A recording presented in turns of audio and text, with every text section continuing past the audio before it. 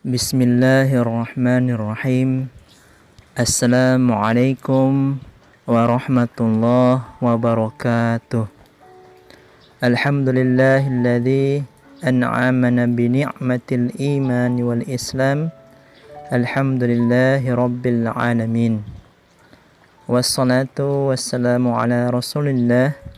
La haula wala quwwata illa billah wa ba'd. Saudara-saudaraku, ikhwah fillah, semoga kita semua selalu dalam lindungannya. Semoga kita semua selalu dalam rahmatnya, selalu dalam bimbingannya. Amin, amin ya rabbal alamin. Alhamdulillah, syukur kita senantiasa kita panjatkan dengan ucap Alhamdulillah.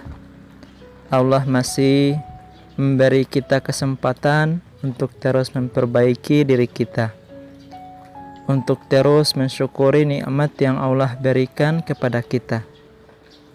Tanda syukur juga dengan sikap dan tindakan bagaimana kita harus beribadah kepada Allah dan menerima dengan lapang dada apa yang Allah anugerahkan kepada kita.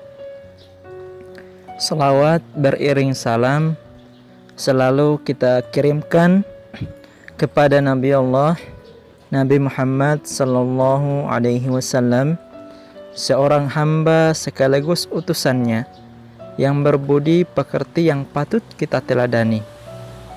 Semoga syafaatnya tersampaikan kepada keluarga, sahabatnya, tetangganya, alim ulama, tabi'in, dan semoga syafaatnya sampai kepada kita sekalian sebagai umat pengikutnya. Amin ya rabbal alamin. Baik teman-teman sekalian, pada kesempatan ini saya ingin bercerita dan berbagi kisah inspiratif untuk saudara-saudara sekalian berkaitan dengan tema sabar yang berbuah nikmat. Saya awali dengan kisah Nabi Allah Ayub alaihissalam yang menggambarkan begitu luar biasanya sabar yang kita harus miliki sebagai hambanya. Nabi Allah Ayub alaihissalam adalah seorang utusan Allah yang begitu luar biasa sabarnya. Ia disebut-sebut sebagai seorang hamba yang paling baik karena kesabarannya itu. Sebagaimana kita ketahui teman-teman sekalian, Nabi Ayub alaihissalam dulunya adalah seorang hamba yang sangat kaya dan taat beribadah hanya kepada Allah Subhanahu wa taala. Siang ataupun malam harinya ia pergunakan untuk beribadah kepada Allah Subhanahu wa taala. Harta yang dimilikinya, kekayaan yang dimilikinya tidak membuat ia kufur. Sebaliknya, ia selalu bersyukur atas segala karunia yang Allah berikan kepadanya. Suatu ketika teman-teman, iblis laknatullah alaihi ini karena melihat dan ketaatan Nabi Allah Ayub alaihissalam, dan iblis laknatullah alaihi ini tidak menyukai sikap dan perilaku Nabi Allah Ayub alaihissalam yang begitu taat beribadah kepada Allah Subhanahu wa taala. Maka suatu ketika ia memohon izin kepada Allah Subhanahu wa taala untuk menggoda dan menjerumuskan Nabi Allah Ayub alaihissalam sebagai orang-orang yang sesat dan ingkar. Iblis laknatullah alaihi ini mengira bahwa ibadah yang dikerjakan oleh Nabi Allah Ayub alaihissalam itu disebabkan dengan kekayaan yang melimpah, kemudian anak yang banyak, serta istri yang selalu setia. Maka oleh karena itu, iblis laknatullah alaihi ini ingin menggodanya dan ingin menjerumuskan Nabi Allah Ayub alaihissalam. Maka Allah Subhanahu wa taala pun memberikan izin kepada iblis laknatullah alaihi.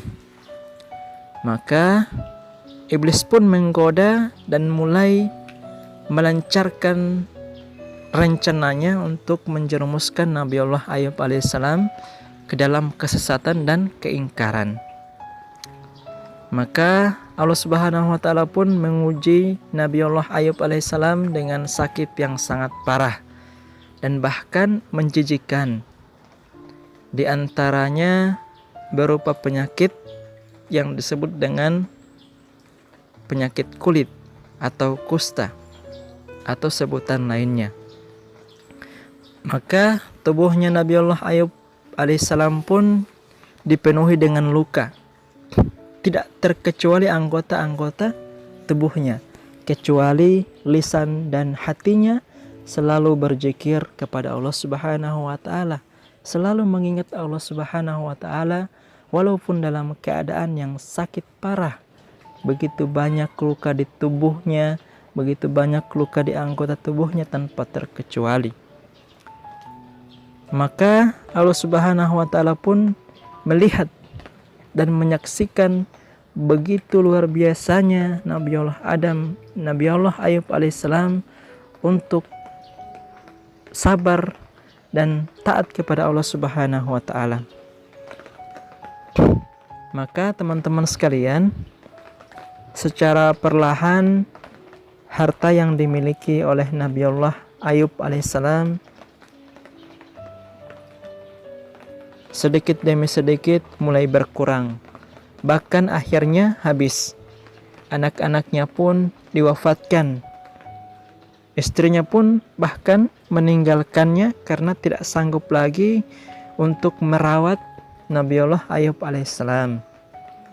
Maka ini adalah sebuah rencana dari iblis laknatullah alaih untuk mengganggu atau menjerumuskan Nabi Allah Ayub alaihissalam ke dalam kesesatan.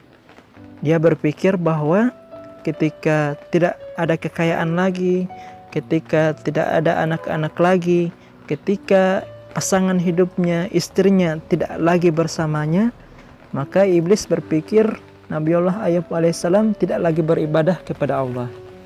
Namun kenyataannya Nabi Allah Ayub alaihissalam bahkan lebih rajin lagi beribadah kepada Allah Subhanahu wa taala. Bahkan sebelumnya teman-teman sekalian, diriwayatkan oleh Ibnu Katsir bahwa Nabi Allah Ayub memiliki sejumlah tanah yang disebutkan seluruh wilayah Bathniyah di daerah Hairun dimiliki oleh Nabi Allah Ayub. Kemudian kenikmatan itu diambil darinya dan ia diuji dengan berbagai musibah. Musibah-musibah ini yang bisa saja ketika dilimpahkan atau orang lain yang merasakannya mungkin akan mengeluh, apalagi kita hamba yang sekarang ini mungkin hanya sakit sedikit saja kita sudah mengeluh. Hanya ada masalah sedikit saja kita sudah banyak mengeluh. Bahkan mengeluhnya bukan kepada Allah, mengeluhnya kepada orang lain, mengeluhnya kepada orang tua, bahkan saudara-saudara kita. Namun yang dianjurkan oleh Allah Subhanahu wa taala dan disunahkan oleh Rasulullah sallallahu alaihi wasallam bahwa kita itu mestinya mengeluh kepada Allah Subhanahu wa taala. Mengeluhnya dengan cara kita beribadah. Kita banyak mendekatkan diri kepada Allah Subhanahu wa taala.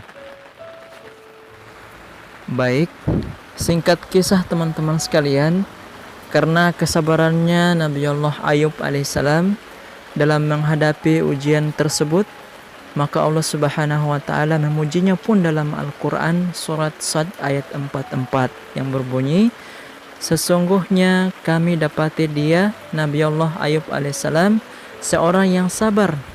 Dialah sebaik-baik hamba. Sesungguhnya dia amat taat kepada Tuhannya.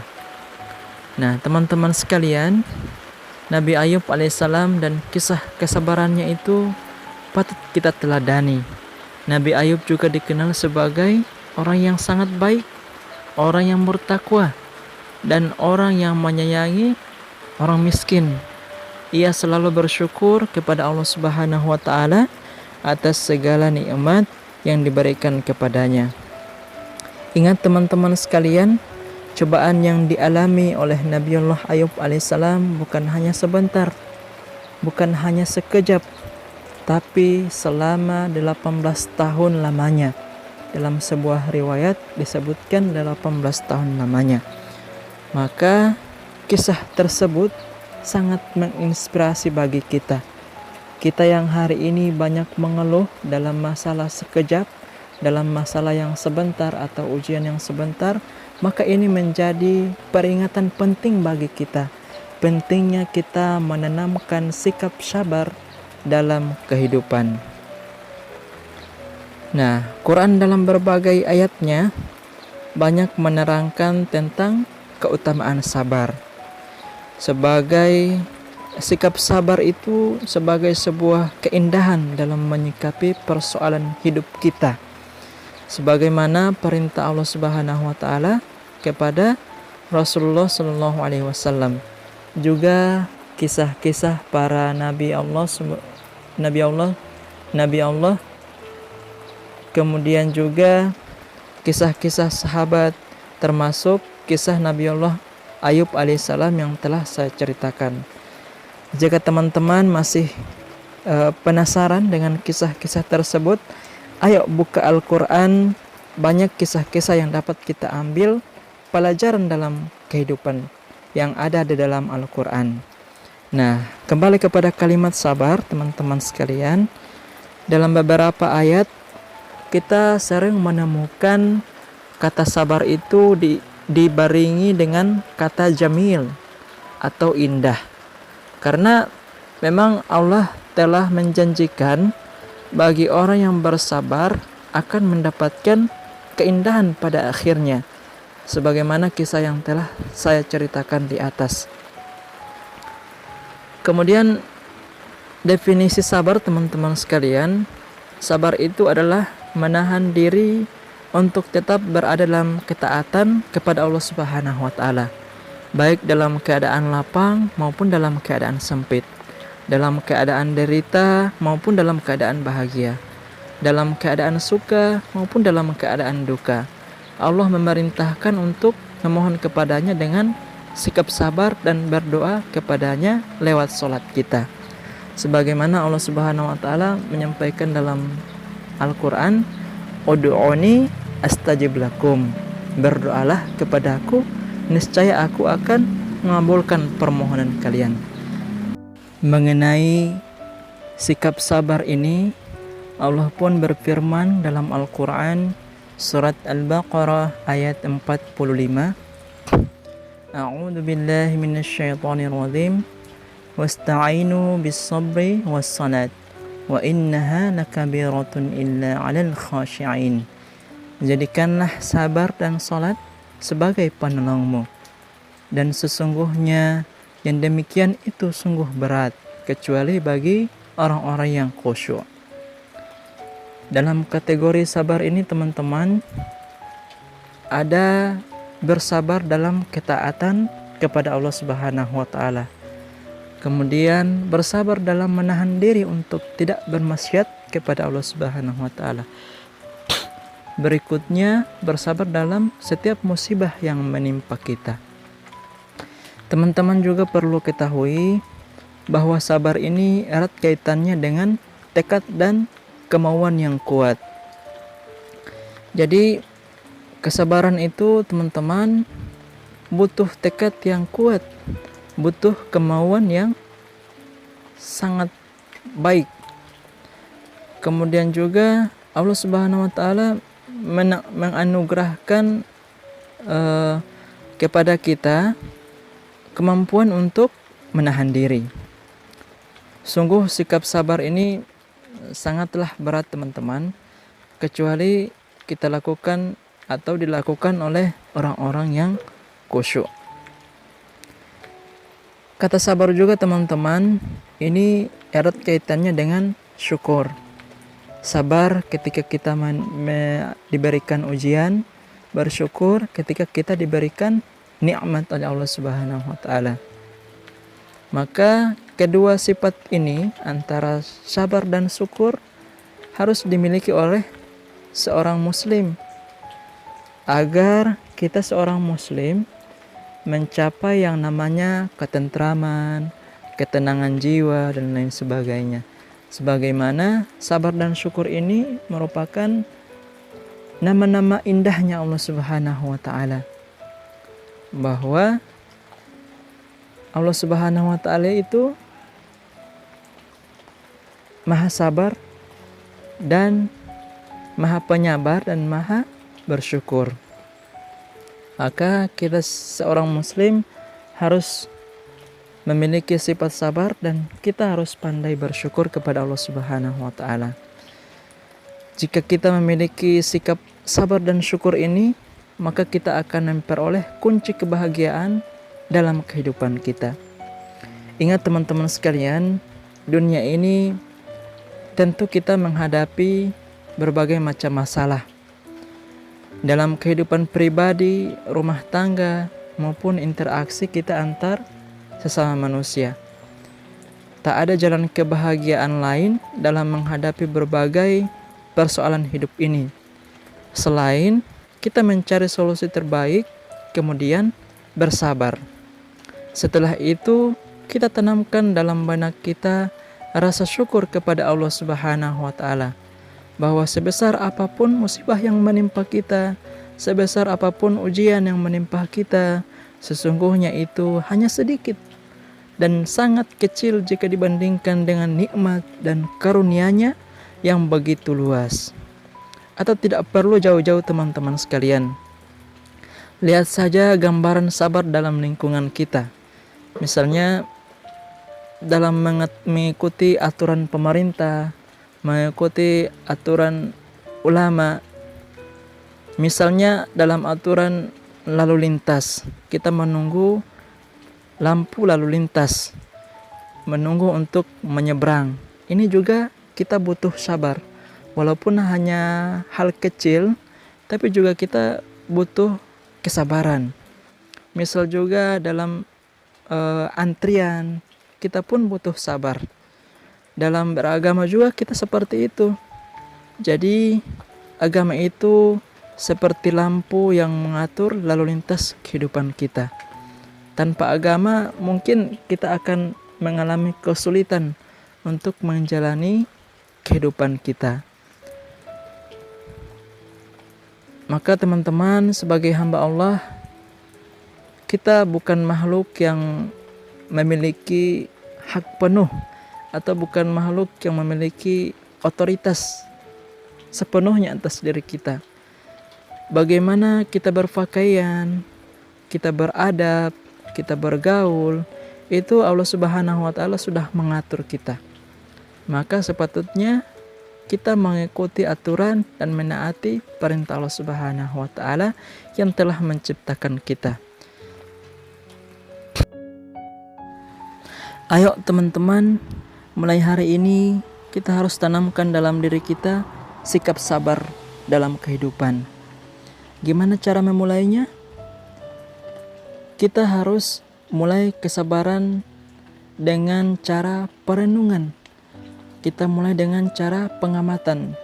Di antaranya melalui sholat dan munajat kepada Allah Subhanahu wa Ta'ala. Kenapa harus dengan sholat?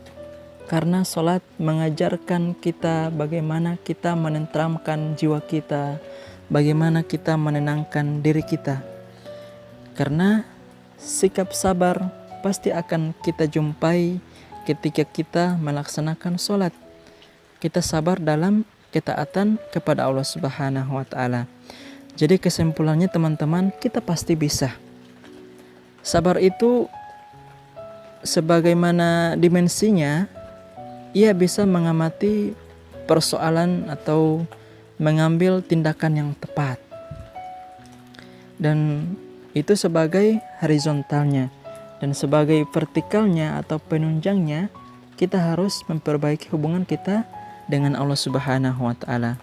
Kita memohon kepadanya dalam sholat, meminta solusi dalam lantunan doa-doa yang kita panjatkan.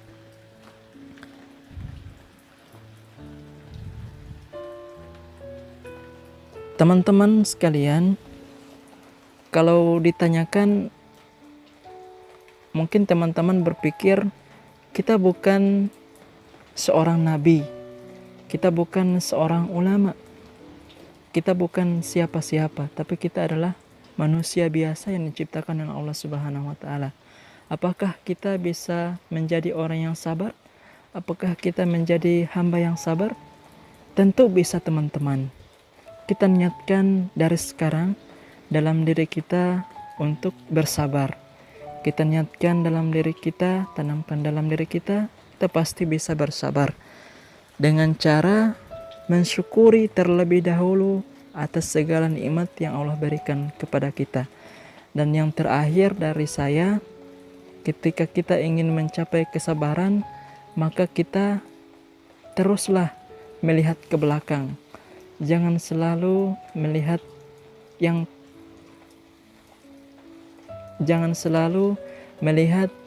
terlalu megah, yang terlalu meriah dan lain sebagainya, tapi kita melihat yang di belakang kita yang lebih sederhana dari kita.